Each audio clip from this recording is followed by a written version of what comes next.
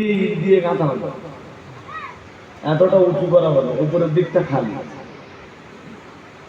এবার ওতে পানি দেওয়া হলো, পানি আটকে থাকবে না?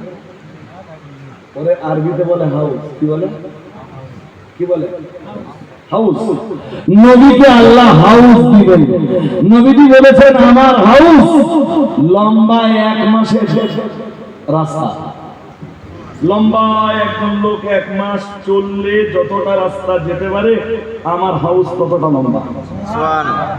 আর একটু মন করে আবার বলতেছেন, ও সাহাবীরা জানো বাবাজাহু সাবাউন, ও আমার সাহাবীরা মনে রাখো আমার হাউস চওড়াও ঠিক ততটা, লম্বায় যতটা।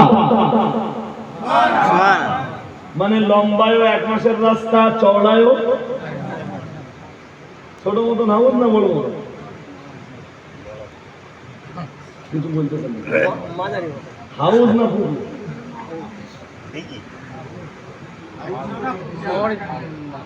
বিশাল আকার না, বুঝতেছেন না কেন? একজন লোক একদিনে 16 মাইল হাঁটতে পারে কমপক্ষে। কত মাইল? জোর করে বলে না, কত মাইল? তো নবী বলতেছেন 1 মাসের রাস্তা সমপরিমাণ দূরত্ব। একটু মনে হয় জি, একজন মানুষ একদিনে 16 মাইল চলতে পারে। আপনি 16 মাইল দিয়ে চলতে পারেন। 16 × 30 316 কত? 48। যদি আমরা পার্থিব এই হিসাবটা ধরি তাহলে রাসূলের হাউস 480 মাইল লম্বা। কত লম্বা?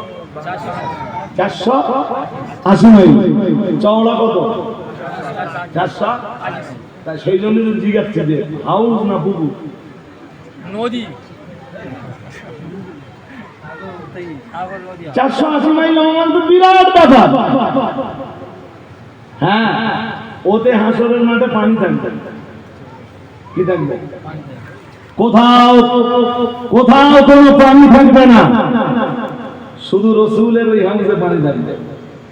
আর ওই হাউস থেকে আমাদের রাসূল সাল্লাল্লাহু আলাইহি ওয়াসাল্লাম পানি তুলে তুলে তার উম্মতকে পান করাবেন। আর আওয়াজ দিয়ে বলেন সুবহানাল্লাহ। ওই যে জান্নাতে নদীটা দেখেছিলেন নবীজি, মনে আছে? বিশ্ব নবী মনে নেই না, ভুলে গেছেন? মেরাজের রাতকারে যেই নদীটা দেখছিলেন, ফেরেশতা জিবরাইলকে জিজ্ঞেস করছিলেন, ফেরেশতা জিবরিল বলছিলেন এইটা তো সেই কাউসার যেটা আপনার রব আপনাকে দিয়েছেন। আল্লাযী আতাকা রাব্বুক, আপনার রব আপনাকে দিয়েছেন।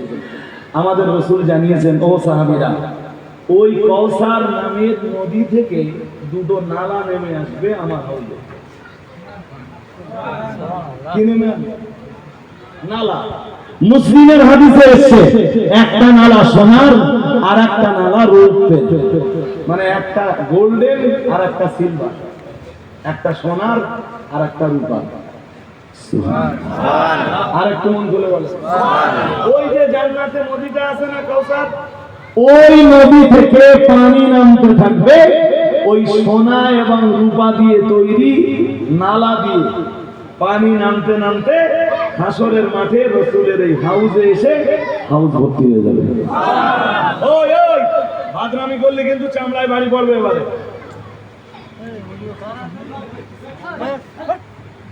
যখনই আপনাদের মন একটু স্থির হয় আর আমি কথাগুলো গুছিয়ে বলা শুরু করি, এইগুলো এখানে কি বলুন তো, এই আশপাশে এখানে দাঁড়িয়ে আছে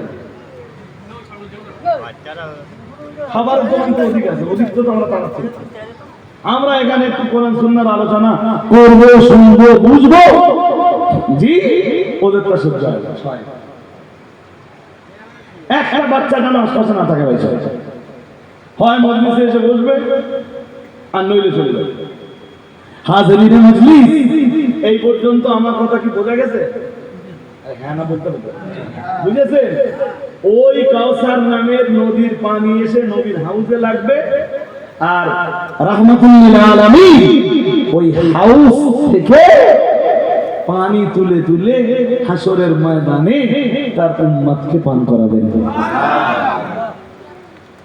এরপরে নবীজি বলতেছেন যে ওই পানি আবিয়াদু মিনাল লাবান, দুধের চাইতে সাদা, আহলা মিনাল আসাল, মধুর চাইতে মিষ্টি, ওয়া আবরাদু মিনাস সাল, বরফের চাইতে ঠান্ডা, ওয়া কিজানুহু কানুজুমিস সামা, ওর পান পাত্রের সংখ্যা আকাশের তারকারাজির চাইতে বেশি।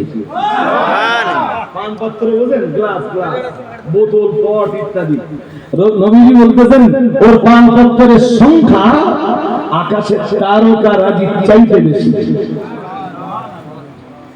আল্লাহ পাক আমার জানিয়েছেন, ও আমার সাহাবীরা মনে রাখো, আমার নবী জানিয়েছেন, মান শারাবা মিনহু ফালা ইয়াদমাউ আবাদা, ও কামা ক্বালা আলাইহিস সালাম, ওই কাউসারের পানি একবার যে পান করবে ও বাবা যে হয় না, নবী আমার জানিয়ে দিয়েছেন, ফালা ইয়াদমাউ আবাদা, ও কামা ক্বালা আলাইহিস সালাম, সে